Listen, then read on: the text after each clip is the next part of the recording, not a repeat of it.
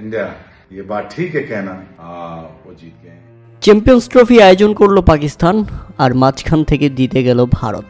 মনে হচ্ছিল ভারতই চ্যাম্পিয়ন্স ট্রফির আয়োজন করেছিল, কেননা একই ভেন্যুতে সবগুলো ম্যাচ খেলেছে ভারত। দুবাইয়ে টানা 5 জয়ে অপরাজিত চ্যাম্পিয়ন হয়ে চ্যাম্পিয়ন্স ট্রফির প্রথম দল হিসেবে 3টি শিরোপার রেকর্ড গড়েছে রোহিত শর্মার দল।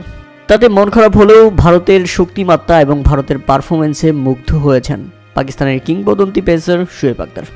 সামাজিক যোগাযোগ মাধ্যম টুইটারে তিনি একটি ভিডিও বার্তায় ভারতকে অভিনন্দন জানিয়েছেন এবং তিনি বলেছেন, ভারত যেভাবে ডমিনেট করে খেলেছে তাতে চ্যাম্পিয়ন্স ট্রফিটা তাদেরই প্রাপ্য ছিল।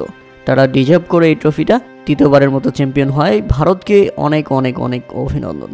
এদিকে চ্যাম্পিয়ন হওয়ার পর ভারতের উদযাপন ছিল দেখার মতো। বিরাট কোহলি, রোহিত শর্মার সে কি মজার লড়াই, সে কি উদযাপন। অর্শদীপ সিং, রবীন্দ্র জাদেজা এবং হর্ষিত রানা তারা তো নেচেই উঠেছেন দলকে জিতিয়ে। এক কথায় অসাধারণ ছিল। আর নিউজিল্যান্ডের জন্য সত্যি হৃদয় বিদারক, আরও একটি ফাইনালের মঞ্চে তাদের স্বপ্নভঙ্গ।